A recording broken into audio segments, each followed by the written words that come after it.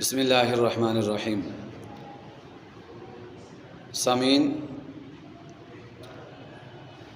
معدے کے جو مریض ہیں تو معدے کی بیماریوں اور معدے کے مسائل کے متعلق جو آخری حل ہے، جو آخری بات ہے، وہ آج آپ کے سامنے لے کے آیا ہوں۔ اصل میں ایک سوال پیدا ہوتا ہے اور اکثر مریض میرے پاس آ کر بھی اس طرح کی شکایتیں کرتے ہیں کہ معدے کی تیزابیت کے لیے، معدے کے السر کے لیے، معدے کی بیماریوں کے لیے ہم بہت زیادہ دوائیاں بھی کھاتے ہیں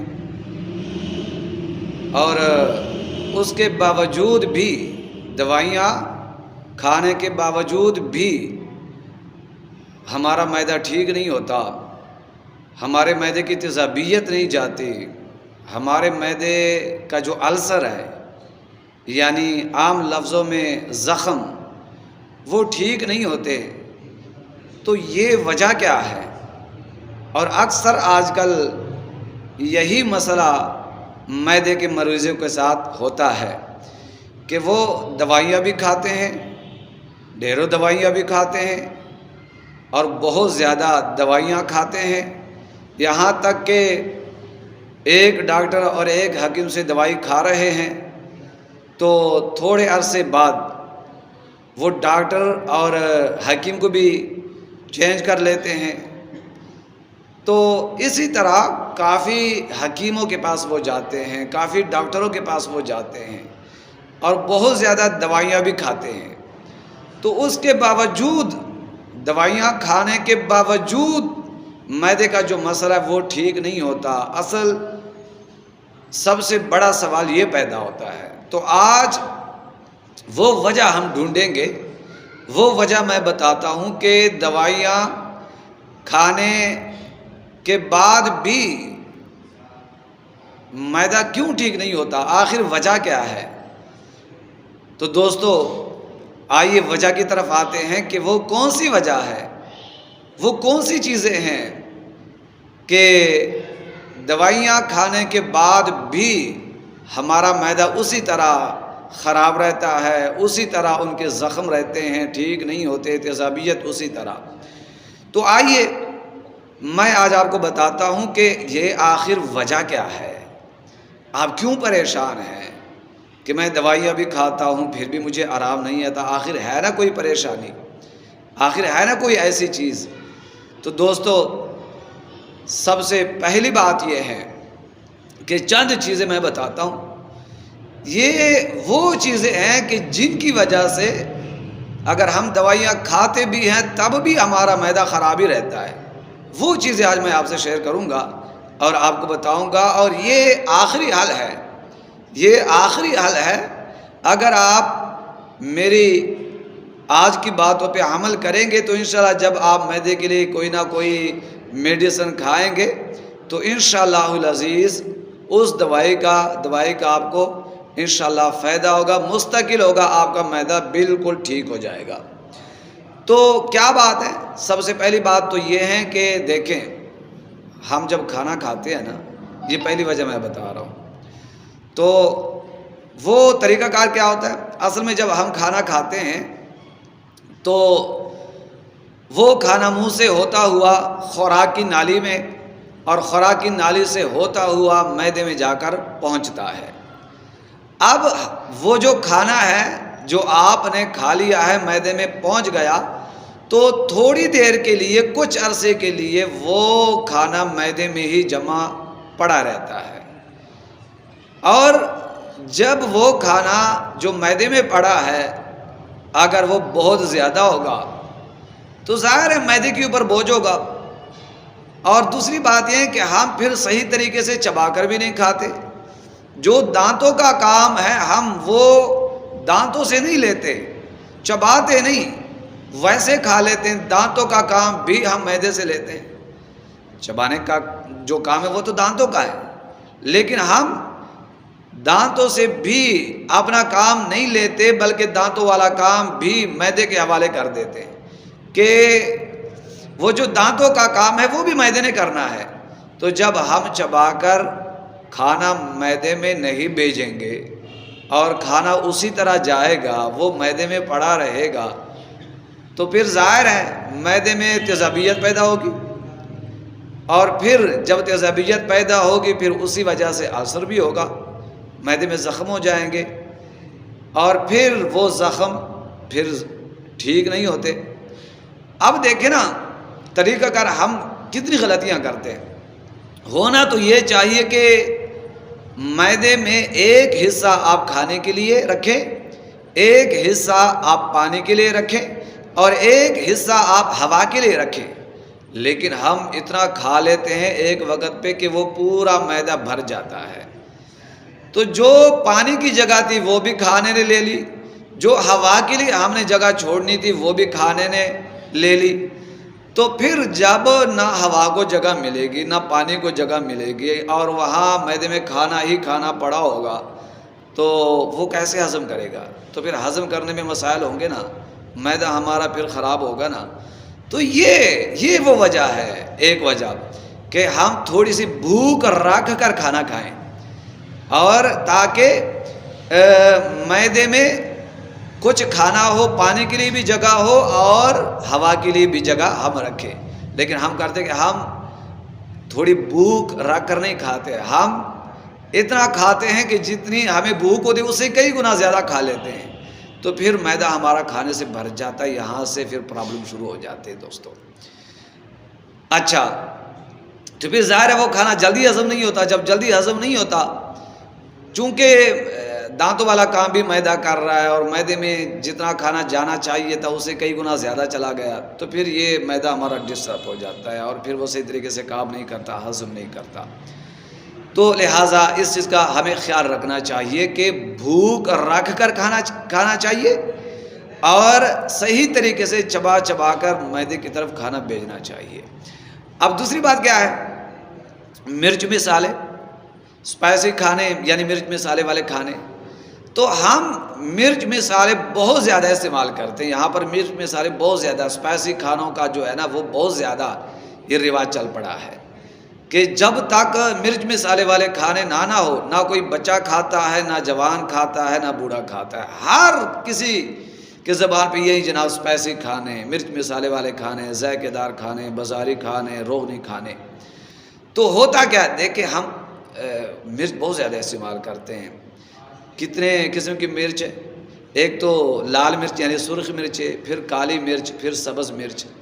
اب دیکھیں کہ جب اتنی زیادہ مرچ ہم استعمال کریں گے، وہ مرچیں معدے میں جائے گی تو پھر ظاہر وہاں تو تیزابیت پیدا ہوگی، پھر معدے میں زخم بنیں گے، اور اگر پہلے سے معدے میں زخم ہے تو آپ معدے میں مرچ بھیجیں گے اور وہ مرچ مسالے جائیں گے تو پھر وہ جو زخم ہے وہ کیسے ٹھیک ہوگا؟ دیکھیں میں آپ کو سمجھانے کے لیے بس چھوٹی سی مثال دیتا ہوں۔ معدے میں جو السر ہے نا، السر کا معنی زخم ہی ہوتے ہیں، تو معدے میں زخم اسے السر کہتے ہیں، زخم ہو جاتے ہیں۔ تو دیکھیں اگر جسم کے اوپر زخم ہو نا، کسی جلد کی کسی حصے پر، تو اگر اس زخم پر آپ مرچ مسالے نمک وغیرہ چھڑکیں گے تو مجھے بتاؤ وہ زخم ٹھیک ہوگا؟ نہیں نہ ہوگا، دیر سے ٹھیک ہوگا، پہلے تو ٹھیک ہوگا ہی نہیں، ٹھیک ہونے کا نام بھی نہیں لے گا۔ آپ اس کے اوپر نمک چھیڑ رہے ہیں، آپ اس کے اوپر مرچ مسالے جو ہے وہ لگا رہے ہیں، تو زخم کیسے ٹھیک ہوگا؟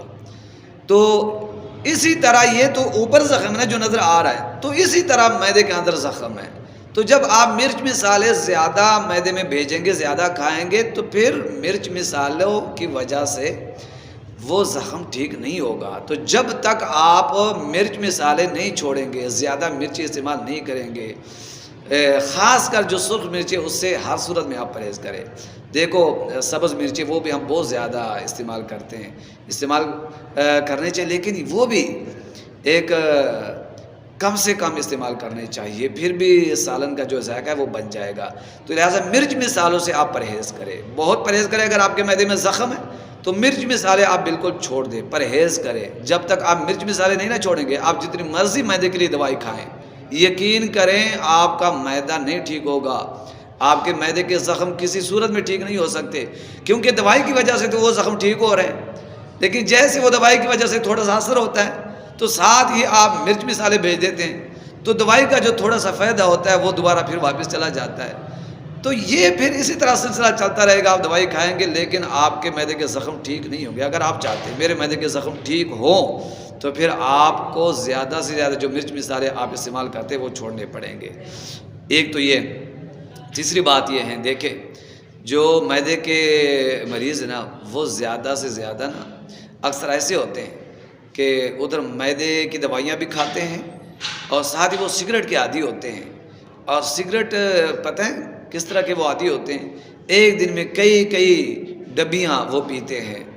تو سگریٹ کی وجہ سے معدے میں تیزابیت پیدا ہوتی ہے، اور پھر جب تیزابیت پیدا ہوتی ہے تو پھر وہ زخم ٹھیک نہیں ہو سکتے۔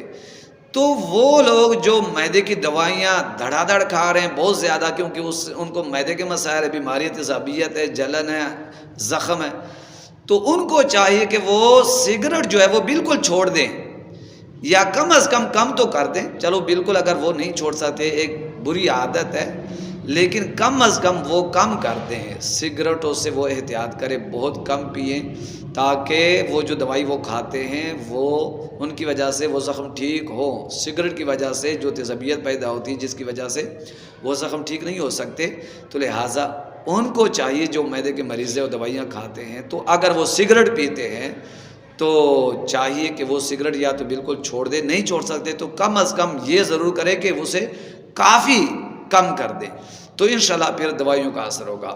جو آخری بات میں عرض کرنا چاہتا ہوں تاکہ ویڈیو زیادہ لمبی نہ، وہ دیکھو وہ چائے ہیں۔ ہمارے معاشرے میں نا چائے بہت زیادہ لوگ پیتے ہیں، اور پینے کا جو طریقہ ہے وہ کمال کا طریقہ ہے جناب۔ آج کل تو ایسے ہوتے ہیں، کئی لوگوں کو میں نے سنا ہے کہ وہ ایک دن میں 6 کپ 7 8 کپ چائے پیتے ہیں۔ تو اگر آپ معدے کے مریض ہیں، معدے میں زخم ہے، معدے میں تیزابیت ہے، معدے میں السر ہے، اور آپ روزانہ 6 7 8 کپ چائے پیتے ہیں، اور پھر کہتے ہیں نا جناب تیز پتی والی چائے ہم نے پینی ہوتی ہے۔ آپ کسی ہوٹل پہ جائیں تو جب آپ چائے کے لیے کہتے ہیں نا تو پھر یہی ہوتا ہے جناب تیز چائے بنا دے، اور اگر آپ گھر میں چائے بنواتے ہیں تو گھر والوں کو آپ کہتے ہیں جناب تیز پتی ڈالیں۔ تو یہ چیزیں جب تیز پتی والی جو چائے وہ آپ پئیں گے تو پھر آپ کے معدے کا جو زخم ہے نا وہ جلدی ٹھیک نہیں ہوگا۔ تو لہٰذا یہ جو چائے ہے اگر آپ کو عادت ہے، آپ چھوڑ نہیں سکتے، تو پھر کم از کم کر دیں۔ اور دوسری بات ہے، ہم گھروں میں اتنے بڑے کپ چائے پیتے ہیں نا کہ آج کل جو چائے کے کپ ہیں نا ہمارے گھروں میں وہ گلاس سے بھی بڑے ہوتے ہیں۔ تو اگر آپ نے چائے پینی ہے تو کم از کم چھوٹا کپ پیئے، چھوٹا کپ چائے کا پیئے۔ یہ گلاس سے بڑے جو چائے کے کپ ہے وہ چھوڑ دے، اگر آپ چاہتے ہیں کہ میرا معدہ ٹھیک ہو جائے، اگر آپ چاہتے ہیں کہ میں دوائی کھاؤں اور مجھے دوائی کا اثر ہو، فائدہ ہو، تو پھر آپ میرے ان باتوں پہ عمل ضرور کریں۔ چائے چھوڑ دے، کچھ عرصے کے لیے بند کر دے، تاکہ ایک دفعہ آپ کے معدے کے السر زخم ٹھیک ہو جائے۔ جب وہ ٹھیک ہو جائیں گے پھر اس کے بعد اگر آپ پینا چاہتے ہیں تو پھر کم کریں۔ اور بہترین طریقہ یہ، اگر آپ بالکل نہ چھوڑ سکتے ہیں اور آپ نے کہنا کہ میں نے چائے ضرور پینی ہے، تو پھر یہ کریں کہ چائے پینے سے پہلے آپ کم از کم ایک پورا گلاس پانی پیئے۔ چائے پینے سے پہلے آپ پیٹ بھر کر یا ایک گلاس بھی ہو، ایک گلاس پانی ضرور پیئے۔ پانی پینے کے بعد آپ جو ہے وہ چائے پئیں تو پھر اتنا نقصان نہیں ہوگا۔ دوستو یہ وہ چیزیں تھیں جن کی وجہ سے بہت زیادہ دوائیاں کھانے کے باوجود آپ کا معدہ ٹھیک نہیں ہو رہا، وہ یہ وجوہات ہیں جو آپ نہیں چھوڑتے، جو آپ جاری رکھتے ہیں۔ اگر آپ چاہتے ہیں کہ آپ کا معدہ دوائیاں کھانے کی وجہ سے، دوائیاں کھانے سے آپ کا معدہ ٹھیک ہو، آپ کے معدے کی تیزابیت ٹھیک ہو، زخم ٹھیک ہو، تو پھر آپ کو یہ کرنا پڑے گا کہ ان باتوں پہ آپ عمل کریں۔ آپ کھانا کم کھائیں، بھوک رکھ کر کھانا کھائیں، چبا کر کھانا کھائیں، مرچ مسالے کم کر دیں، سگریٹ پینا چھوڑ دیں اور چائے بہت کم کر دیں یا چھوڑ دیں۔ انشاءاللہ پھر آپ کا جو مسئلہ ہے وہ ٹھیک ہو جائے گا۔ رب کائنات ہم سب کا حامی و ناصر ہو۔